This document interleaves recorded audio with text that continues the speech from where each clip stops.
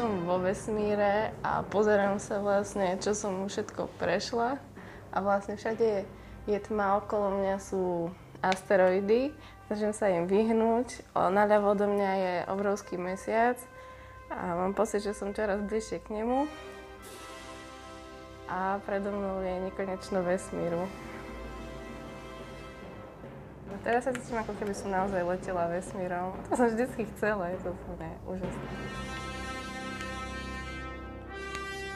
Sa pokúsim zničiť nejaký asteroid. Podarilo sa. Super, aké to je rýchle. Teraz nevidím. Aha, to som. Pacientka sa snaží vlastne triafať pomedzi brány. Na to musí použiť obidve oči, pretože vidí iný obraz vľavo a iný obraz vpravo. A musí sa zároveň vyhýbať vlastne meteoritom, ktoré nevidí. A keď sa náhodou už nemôže vyhnúť, tak musí strieľať. A ako oftalmológovia potom meriame najlepšiu korigovanú ostrosť, to je jedna vec, kontrastnú senzitivitu, ktorá býva u amblyopných očí znížená, a meriame takisto aj stereoskopické videnie u takýchto pacientov. Celý vývoj oftalmológie je úžasný. Vývoj tých technológií neprestáva. To ma stále a stále udivuje, keď vidím, že stále dokáže niekto niečo nové vymyslieť a prísť s niečím novým. I keď je fakt, že ten vývoj ide po určitých skokoch. Ten najväčší vývoj teraz v súčasnosti si myslím, že beží vo vývoji vnútročných šošoviek, v laserovej operácii katarakty a v refrakčnej chirurgii. To je vlastne chirurgia, kde odstraňujeme nosenie okuliárov.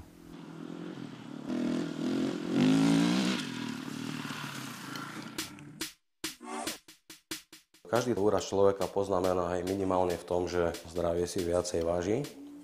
Nejako som neutrpel na pracovnom nasadení športu v rôznych hobby, ako je povedzme stolný tenis, kde treba určitý reflex. Áno, a samozrejme vidieť. Potom nakoniec ani niektoré adrenalinové športy, ako je povedzme motocross a enduro.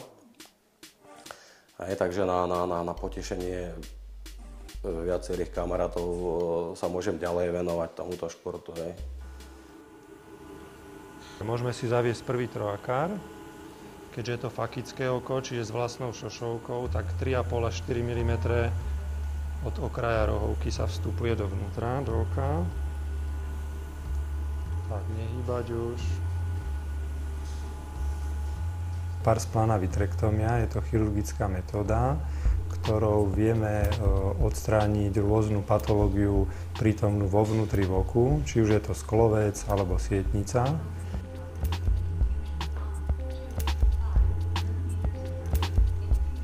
Je to metóda, ktorá je naozaj úžasná, pretože dakedy oftalmológovia vedeli riešiť len problémy na povrchu oka. Maximálne sme sa vedeli sa dostať po šošovku, ale ako náhle bol nejaký problém za šošovkou vo vnútri v oku, boli bezmocní. Tak máme urobené teraz 3 vstupy dovnútra do oka. Cez jedno ide infúzia, to je táto hadička, a zvyšné 2 vstupy nám slúžia na vykonávanie samotnej operácie, jeden vstup, a cez ten posledný si svietime.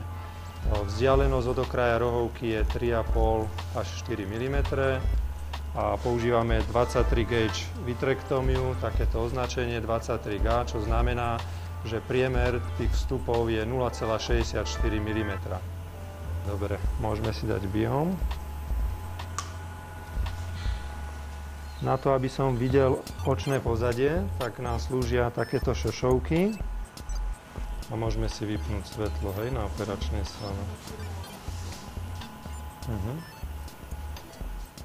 Bála som sa, pretože každý lekár mi povedal, že je to veľmi závažná operácia, ktorá sa nemusí podariť, lebo že môže zakrvácať tá škvrna. A dokonca jeden pán doktor mi povedal, no neviem, pri tomto mojom probléme, vlastne ako, že som mala dobré videnie, že či sa nejaký lekár do toho pustí, a pán doktor Vida mi povedal, no vidíte, a už ste ho našli.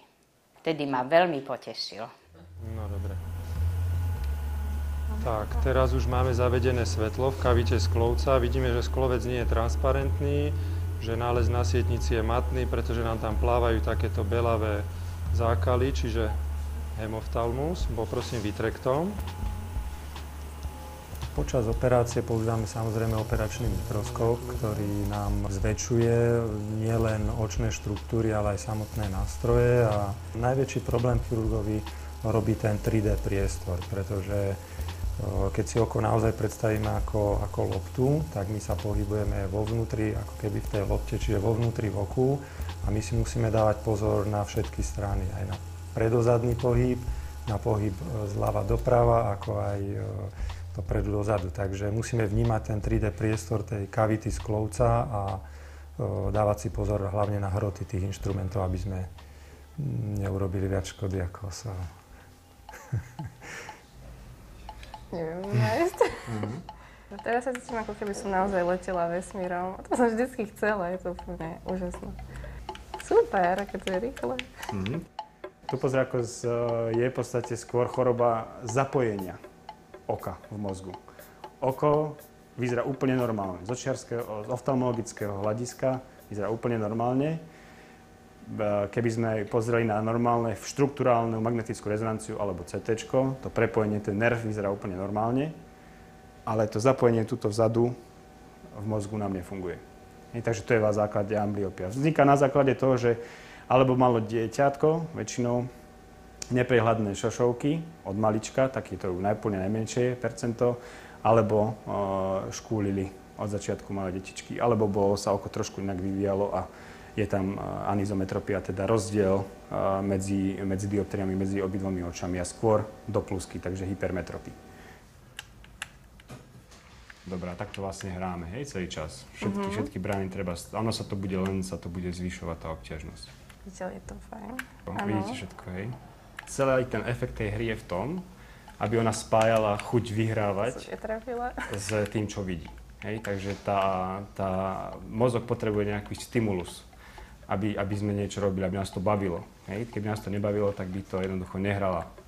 Hej? Takže pacient potrebuje vyhrávať. Preto je tam daný ten efekt toho, aby ona triafala meteority, triafala brány a snažila sa byť čo najlepšia. Každý pacient na konci vidí, okoľko sa zlepšil medzi jednotlivými sedeniami za jednotlivé kroky. Základom je vlastne to dichoptické videnie, kedy dostáva vlastne pacient rôzny stimulus do obidvoch očí. Učí sa mozog, učí sa pacient, jeho mozog sa učí používať obidve oči, aby videl stereoskopicky. Ale je to dané vlastne tým, že to zdravé oko dostáva omnoho slabší signál a takto vlastne stimulujeme obidve oči. Aby sa naučil pozerať pacient vlastne obidvomi očami. Ochorenie amblyopia nie je ochorenie jedného oka. Keď sa na to pozrieme z tohto hľadiska. To sú obidve oči, ktoré sa musia naučiť pozerať spolu. Taký zvláštny pocit teraz. Trochu sa mi točí hlava. Ale inak je to v pohode. Toto súvisí trošku aj s trojrozmerným videním. Ľudia, ktorí majú ťažkú tupozrakosť na jedno oko, obvykle majú aj výraznú poruchu priestorového vnímania. To znamená, na rozdiel od nás zdravých vidia všetko akoby plocho, tak ako keď si zakrieme iba jedno oko. Na to, aby sme videli trojrozmerne, musíme vidieť dvomi očami slušne a mozog z toho robí trojrozmerný obraz. U týchto ľudí je ten problém, že jedno oko vidí slabšie, čiže oni obvykle nevidia trojrozmerne a panoval názor, že pokiaľ sa to nevytrénuje do nejakých 6-7 rokov života, tak už ďalej veľmi na tom sa nedá nič zmeniť. Ale objavili sa informácie, že to celkom tak nie je. Bolo to v súvislosti napríklad aj také sporadické správy po návšteve 3D kina. Niektorí ľudia začali vidieť dokázateľne trojrozmerne. A to trošku upozornilo na to, že tie moderné technológie vedia natoľko silno stimulovať tie zrakové centrá, že ten dovtedy spiaci mozog sa aj v tom vyššom veku dokázal prebrať a že tie zrakové centrá sa začali trénovať. To vlastne viedlo k tomu, že sa začali skúšať rôzne technológie na ten tréning a medzi iným aj virtuálna realita. A dokonca autor programu, ktorý na to dnes používame, sám bol tupozraký a vlastne pri hraní počítačových hier s okuliármi na virtuálnu realitu zistil, že sa mu videnie o niečo zlepšilo, tak sa rozhodol, že si spraví taký program, ktorý toho posunie ešte ďalej. A to sa aj podarilo. Prakticky po tých rokoch to ani nevidno, že sa tu niečo zle dialo.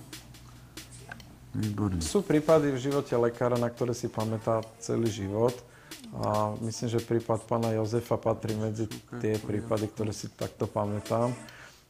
Bolo to trošku neobvyklé, pretože v piatok po obede sa mi dostala informácia, že pacient mal úraz pri výbuchu pneumatiky. Už to samo o sebe je neobvyklé. A ešte som tak rozmýšľal, že no čo už sa môže pri výbuchu pneumatiky stať zlé s okom, maximálne nejaký úder do oka, nejakou odskočenou gumou, nejakým úlomkom. Tak prišiel tupý výbuch, áno, to bolo zlomok sekundy, kde nasledovala tlaková vlna, ktorá ma teda odfúkla. Celé som to prežíval tak asi, že som si uvedomoval aj, že tam letím vzduchom nejaké tie salta. Dopadol som na zem. No a tá prvotná bilancia bola teda zlá, áno, lebo mňa táto tlaková vlna zobliekla, ako potrhla mi vlastne pracovný odev. Okolo krku mi ostalo len nejaký zosilené prešitie, zosilený golír.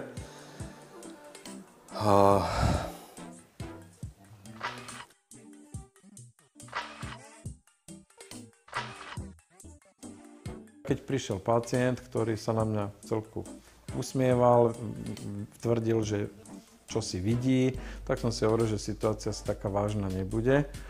A čo ma zaujalo, ani nie na tých očiach, ale nad očami v koži boli drobné ránky a z tých rániek trčali drobné drôtiky. Vyzeral trošku ako taký ježko, a bolo to ale aj krvavé, tak vtedy som si povedal, že asi nebolo by dobre, keby nejaký taký drôtik bola niekde v oku.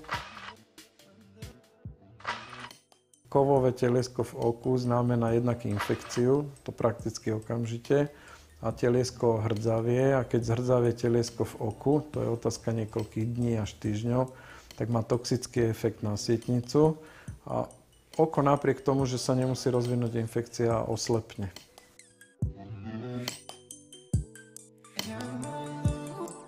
Všetko sa to zbehlo veľmi rýchlo, no tak strach nejaký som nepociťoval, lebo tá situácia už bola taká, aká bola. Samotná kontrola potvrdila, že tie oči sú pomerne dosť rozbité, že som mal nielen v tvári a okolí napíchané drôty, ale vlastne aj v jednom, aj v druhom oku. Palilo ma to, mal som pocit, ako keby tie drôty mi trčali z očí. Áno, takže to bola veľmi dlhá doba, no, kým teda prišlo k tomu, že vlastne k tomu celému rozsahu a lokalizácii celého toho rozsahu.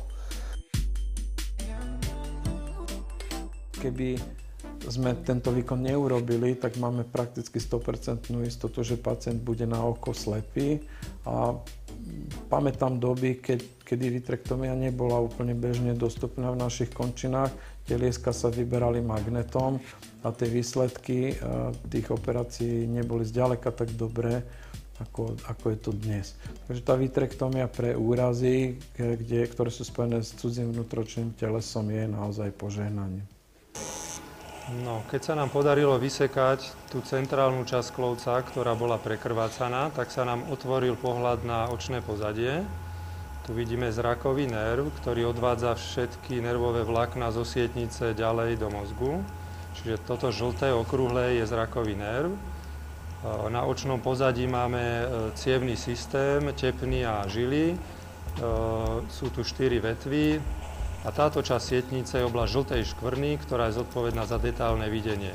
U tejto pacientky sú také žltavé depozitá, ktoré nám hovoria o tom, že tam je dlhotrvajúci opuch sietnice. Mala som taký pocit, že nejak ináč vidím. No a nakoniec pán doktor zistil, že sa mi zrejme po nejakom zápale urobila membránka na očnom pozadí, na žltej škvrne. To moje videnie bolo také, že vlastne obraz ktorý vidíte pred sebou, sa vám začne kriviť čiara, ktorá je rovná. Vidíte ju krivo alebo budovu, ktorá stojí pred vami, sa vám kríži. Vlastne tá čiara je vždy iná. Proste tam v tom mieste, kde máte tú membránku, tak vám ťahá a ten obraz sa vám kriví. Dôvodom operácie boli problémy subjektívne obťaže pacientky, kedy nám udávala teda takisto deformované videnie, makropsiu, nález sa aj zhoršoval. No a po kompletnom vyšetrení očného pozadia pomohla nám hlavne moderná zobrazovacia technika OCT, optická koherentná tomografia, kde sme zaznamenali veľký opuch sietnice, zobrazilo nám to membránu, ktorá robila nariasenie sietnice. Samozrejme, že som bola veľmi nervózna, pretože som si nevedela predstaviť, že pri vedomí mi niekto bude robiť prácu v oku. A pán doktor mi povedal, nebojte sa, určite to zvládnete, je to bezbolestné a že proste budete vnímať určité prístroje, ktoré v tom očku budú, ale určite to zvládnete. Tak naozaj vnímala som všetko, komunikovali sme. Naozaj som videla čosi, že v tom očku tam čosi chodí, čosi ako taký hadík alebo proste niečo také. Bolo to naozaj bezbolestné, určite sa to dalo veľmi hravo zvládnuť na to, čo som si myslela, že aké to bude ťažké, hej. Teraz aplikujeme membránovú modrú, akési farbivo na očné pozadie. Nehýbať, teraz sa vám zhoršilo videnie, ja viem, ale nehýbať okom, ktoré nám ofarbí centrum sietnice, hlavne vitrektom, epiretinálnu membránu. No a pekne sa nám ofarbila takáto membrána na očnom pozadí, ktorú sa pokúsime pinzetkou odstrániť. No nehýbať očkom. Kľud. Úplne kľudné oko, hej, pekne jedným smerom pozerať, nehýbať. To je ono, vydržte. Teraz, hej, vidno, ako pekne ide tá membránka preč.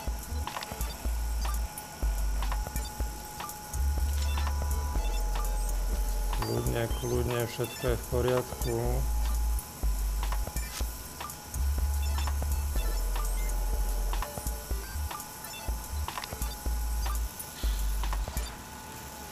Dobre, zoberiem si vitrektom a vitrektomom to odstraníme.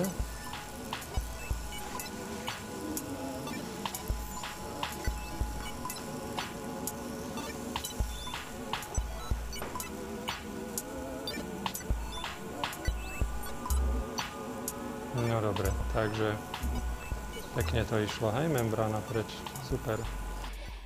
Ak jedno očko vidí niečo iné a druhé tiež niečo iné, tak sa to nejak nespája. Áno, vtedy sú tie bolesti hlavy a také problémy, že sami si hľadáte už potom pomoc, pokiaľ neprichádza.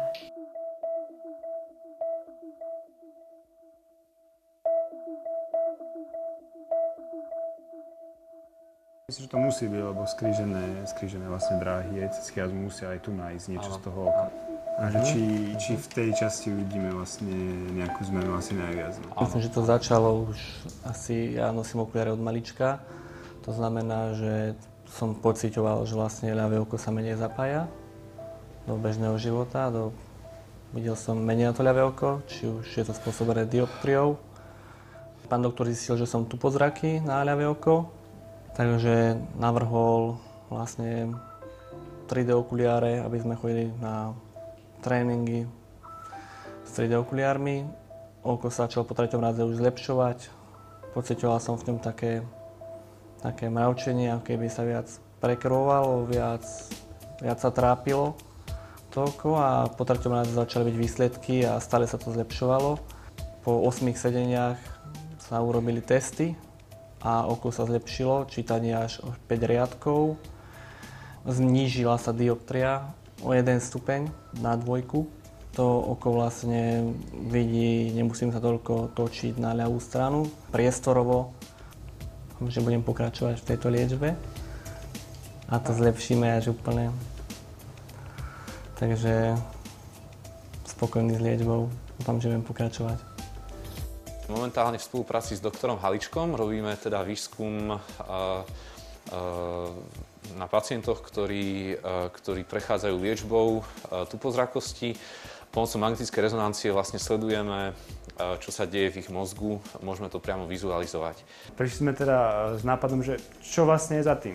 Že prečo po 2 mesiacoch tréningu, keď pomerne intenzívneho, dokážu to oko začať používať. Že či už to je práve alebo ľavé, že ten mozog jednoducho začne si to oko všímať. Celá embryopia je vlastne o tom, že to oko mozog potlačí. Nechce mať dvojité videnie. Radšej sa vzdá jedného oka a nechá len to dobré. Takže chceme vedieť za tým, že čo sa deje v mozgu. Prečo, ako je, lebo to už nie je v podstate otázka oftalmologov, to už je niekde napomedzi neurológie, oftalmológie, optometrie vývojovej, že čo sa deje v mozgu. Prečo to nie je pozapájané správne, to zadu. A prišli sme teda s nápadom, že robíme funkčnú magnetickú rezonanciu a zistíme, čo sa deje pred liečbou, čo sa deje po liečbe, ako sa zmenila neuroplasticita, teda ktoré neuróny začali byť aktívne. Jednoducho povedané, keď nejaká časť mozgu pracuje, tak sa zmení prekrvenie tej časti mozgu. Príde do tej časti mozgu viac kyslíka a to dokážeme vidieť. Toto je vlastne pravá časť mozgu a ide o dobrovoľníka, ktorému bolo zakryté ľavé oko a potom odokryté a vidíme teda v pravej časti mozgu zvýšenú aktiváciu oproti ľavej časti mozgu, kde taká vysoká aktivácia nie je. Najdôležitejšie je, že oni nevidia stereoskopicky. Oni nevidia 3D. Hej? My aj keď si zavrieme jedno oko, alebo druhé oko si zavrieme, tak my už to vieme. My už vieme odhaliť, alebo vieme odhadnúť vzdialenosť. Hej? Lebo sme sa to naučili. A používame tie znaky také neúplne priame na to, hej? Že zužujú sa kolejnice a keď sú teda na konci ušie, tak vieme, že to je ďalej. Alebo prekrýva, strom, prekrýva auto, a človeka, tak vieme, že to, čo prekrýva to druhé, to je ďalej. Hej? To sa takto naučíme časom, ale zrak používame najväčší zmysel pre nás, alebo najdôležitejší pre ľudí a my ho používame na svoj pohyb v priestore, hej? Chytanie vecí do ruky, zladiť ruky, nohy, hej? Nevieme športovať. Športovci musia mať dobré oči, aby vedeli zladiť svoje pohyby. Hej? Takže všetky druhy pohybov sú založené na tom, že vidíme priestorovo. Na týchto trojrozmerných vizualizáciách hlavy môžeme vlastne vidieť červenou farbou, že kde dochádza k aktivácii v mozgu. Zatiaľ sme na začiatku toho výskumu, takže snažíme sa touto metódou verifikovať, že či dochádza u týchto pacientov aj k nejakým iným reakciám toho mozgu na dané podnety pred liečbou a potom po liečbe. Ja som rád, že sme zaznamenali zlepšenie. Určite sa nedá povedať, že je to všeliek na tú pozrakosť. Osobne si myslím, že je to vhodné pre pacientov, ktorí majú nejaký stupeň videnia na tú pozráke oko a ktorí sú motivovaní. Ale samého ma prekvapilo, že máme pacientov, ktorí pomerne veľmi výrazne, subjektívne, ale aj objektívne sa zlepšili. Určite si nemyslím, že to nahradí tie klasické spôsoby, skôr doplní. Ale ide nám o to, aby naše deti a naši tupozraky videli čím lepšie. Takže to je naša ambícia asi do budúcnosti.